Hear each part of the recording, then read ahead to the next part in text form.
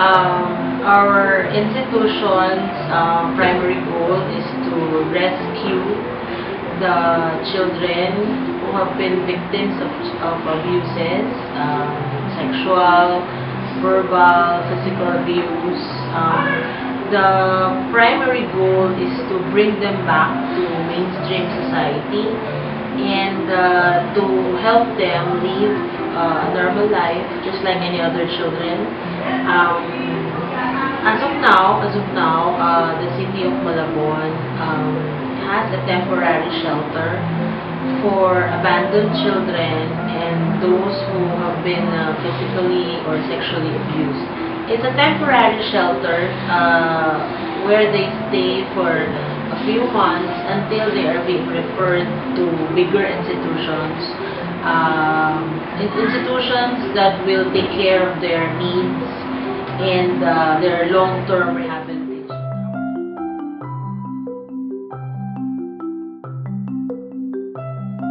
Very important ang immediate response kapag merong mga kaso tungkol sa child abuse, no?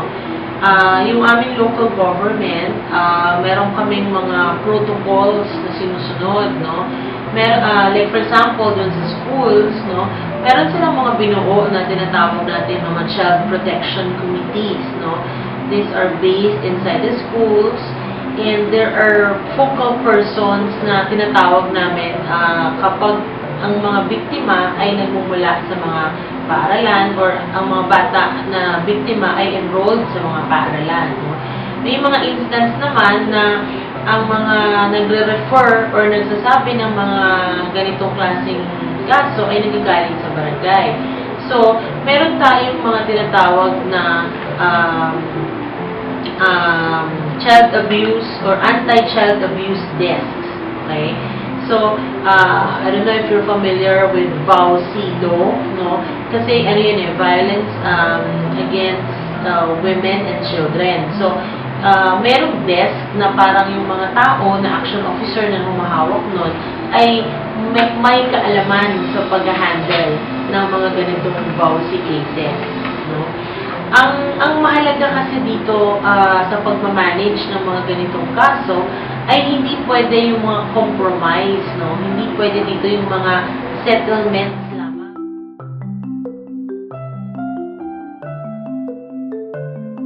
Si Luis and Ivy naman kasi yung nanay nila namatay.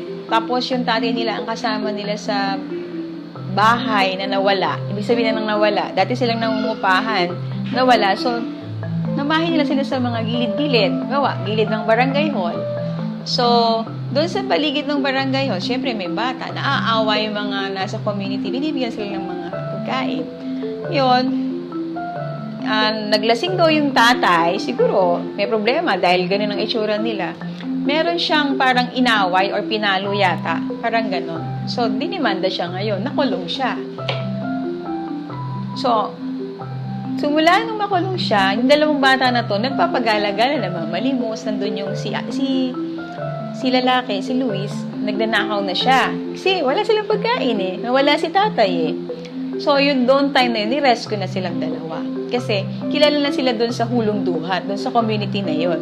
Kaya, parang yung kusang concerned citizen din, ang tumawag sa barangay, and then yung barangay, ang nag-endorse sa amin.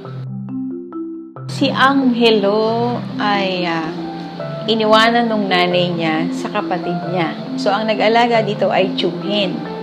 So, yung tsuhin nito, according doon sa concerned citizen, ay gumagamit ng drugs, shabu. So, pati yung asawa niya, yan, hipag nung kapatid niya, no? May anak silang batang maliit. So, itong bata na to, lagi nadidinig ng mga kapitbahay na laging umiiyak. So, hindi lang ito yung first time. Marami na siyang mga bakas sa katawan niya ng abuso, ng paso. Ngayon, kilala niya rin pag tinanong mo siya kung sino gumawa nito, sasabihin niya Dodo. Pangalan ng tsuhin niya is Dodo. So, ito yung pinakalas na kasi itong bata na to, lumalabas na ng pinto. Siguro talagang sobrang sakit na. Hinabol nung tsuhin daw. According dun sa concerned citizen. So, nung makita nung mga kapitbahay, iyon na. Doon na sila nag-decide. Kasi, ang feeling nila, talagang hirap na yung bata kasi lumalabas na siya. 'Di ba?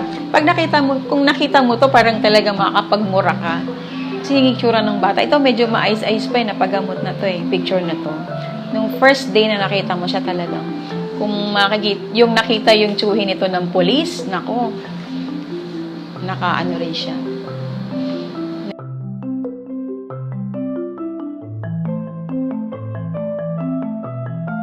So, child abuse with regards to physical abuse and neglect were caused by abusive and neglectful parents who often had little exposure to positive parenting practices. So these kinds of parents who turns out to be the abuser lacks the knowledge of child rearing styles and ways of coping or dealing with their anger. And also, their familiar environment is stress-filled, and in turn they have difficulty regulating their emotions. That leads to sometimes aggressive behavior that they directed towards their child or children.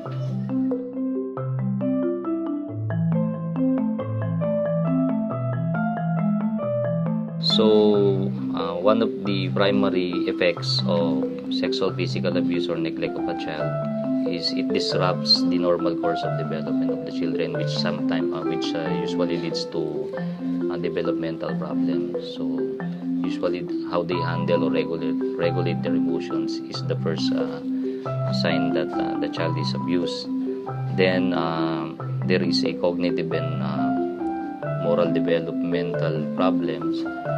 When we say cognitive, the child will be having difficulties focusing on his or her studies, while in the aspect of moral development, the child will be having a difficult time distinguishing what is right or wrong. And in the long run, it can also lead to mood problems or disturbances. It can also lead to trauma-related disorders, sexual disorders, and even criminal or antisocial behaviors.